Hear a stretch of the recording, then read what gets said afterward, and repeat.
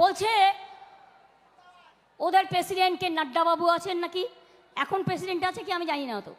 তো তিনি বলেছেন, যদি আমি ভুল হই আগে থেকে বলে দিলাম, সত্যি আমার ইনফরমেশন নেই, বলেছেন উনি তো সব দেবতার রাজা। তা আমি বলি হতেই পারে ভাই।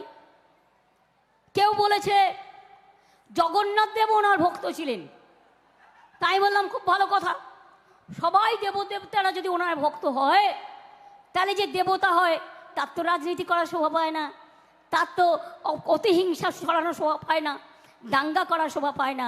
তার জন্য একটা মন্দির করে দিচ্ছি, আপনি বসুন, আপনাকে নকুলদানা দেবো, বাতাসা দেবো, তুলসী পাতা দেবো, বেল পাতা দেবো, ফুল দেবো, খেতে দেবো, ভোগ বানিয়ে দেবো, ধোকলা চাইলে তাও দেবো।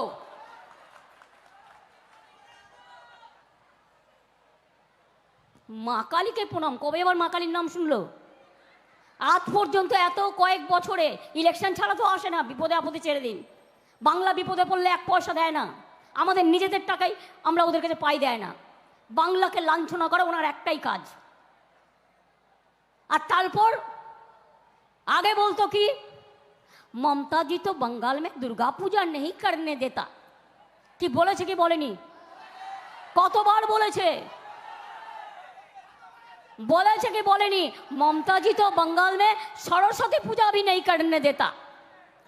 আর সেই বাংলা ইউনেস্কোর ওয়ার্ল্ড হেরিটেজ পেয়ে, একদম ওয়ার্ল্ড ডেস্টিনেশন পেয়ে মুখে ঝামা ঘষে দিয়েছে বিজেপি, যে দেখ কেমন লাগে।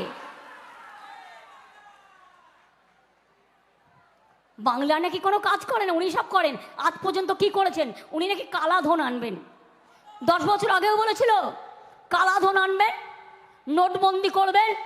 একটা কালো ধন আনতে পেরেছেন না? নিজে সব মাফিয়াগুলোকে ওয়াশিং মেশিনে, ভাজপা ওয়াশিং মেশিনে ঢুকিয়ে কালোকে সাদা করেছেন, আর দেশটাকে কারাগারে পরিণত করে দিয়েছেন, দেশটাকে জেলখানা পরিণত করে দিয়েছেন।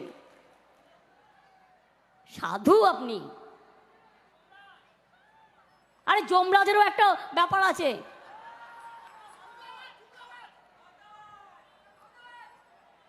না না বলুক না, পাবলিক বললে কি হবে? যমরাজেরও একটা স্ট্যাটাস আছে। সব দেবতার দেবতা উনি তো বলাই দিয়েছে, নিজেই বলছে। তা আমি বললাম দুর্গা এবার ভুলে গেল, সরস্বতী ভুলে গেল। হঠাৎ কেউ বলে দিল কানে কানে, এখানে তুমি মা, ওখানে একটা মা কালী মন্দির আছে, তুমি কালী বলো। আমি বললাম কত রকম কালী হয় জানেন? কত রকম কালী হয়, চ্যালেঞ্জ হবে। আমি তো বারবার বলেছি, আপনি কি করে ইন্টারভিউ দিচ্ছেন এখন? কোনো প্রেসকে আজ পর্যন্ত 10 বছরে ডাইরেক্ট ইন্টারভিউ দেয়নি। নিজে কোয়েশ্চেন লিখে দেয়, নিজে উত্তর লিখে দেয়, আর ছবিটা পাশে বসিয়ে দেয়। এটা চলছে আজকে। সেই জন্য বলেছিলাম পাবলিকলি হোক। বলুন কোথায় করবেন? গুজরাটে করবেন? যাচ্ছি গুজরাটে, আমি যেতে রাজি আছি। প্রেস কোশ্চেন করবে, ফ্রিলি কোশ্চেন করবে, আমাকেও করবে, ওনাকেও করবে। আমি দেখব জ্ঞান ভাণ্ডারে কত জ্ঞান আছে, আর কতটা দেশকে চেনেন, আর কতটা দেশকে ভালোবাসেন।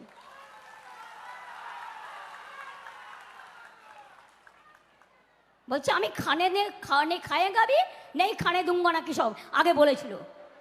আর এখন জিজ্ঞেস করুন, সব खा लिया, देश भी बेच दिया। बोले खाते खाते इतना खाया कि अब देश को भी बेच दिया, कॉन्स्टिट्यूशन को भी बेच दिया, इंसान को भी बेच दिया, जियोग्राफी को भी बेच दिया, बैंक को भी बेच दिया, रेल को भी बेच दिया, सेल को भी बेच दिया, गेल को भी बेच दिया, सबको बेच दिया है।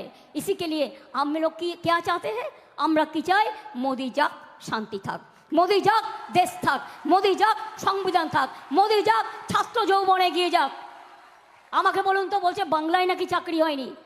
তুমি তো হচ্ছে চাকরি খেকো বাঘ, তোমার বিজেপি পার্টি। আর অবশ্যই পরামর্শ তো তোমাদের আছেই।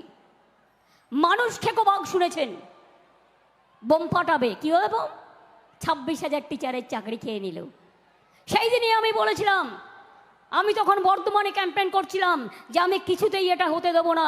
আমি ছাত্রছাত্রীদের পাশে আছি, শিক্ষক শিক্ষিকাদের পাশে আছি, তাদের সর্বতভাবে সাহায্য করব, এবং করেছি, করে স্টে করে রেখে দিয়েছি। কদিন আগে 15 লক্ষ ওবিসি সার্টিফিকেট খেয়েছে একজনকে দিয়ে। আমি সেই রায় মানি না।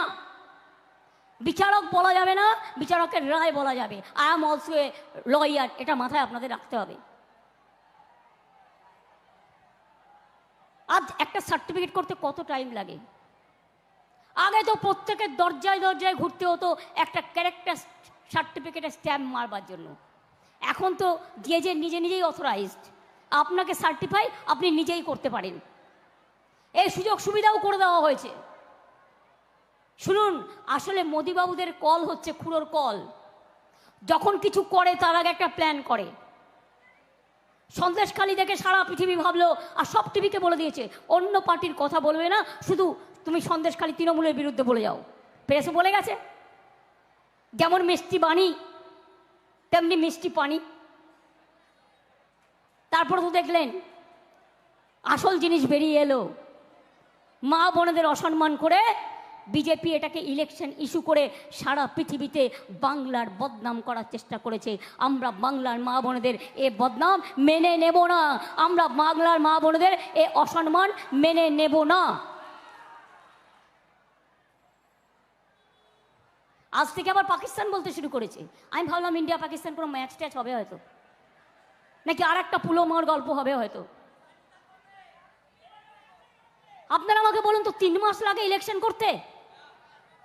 এত যে লোক রোদ্দুরে ভুগলো, বাচ্চাদের স্কুল আমি বন্ধ করে দিতে বাধ্য হলাম, তার কারণ এত গরম ছিল। ঝড় জল শুরু হয়ে গেল, কোনো ভূক্ষেপ নেই।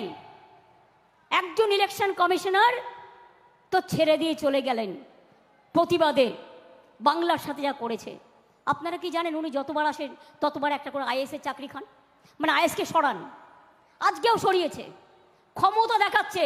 এই ক্ষমতা যেদিন মানুষ কেড়ে নেবে না, তোমার দাম্ভিকতার জবাব মনে রাখবে মানুষ ব্যালটে দেবে।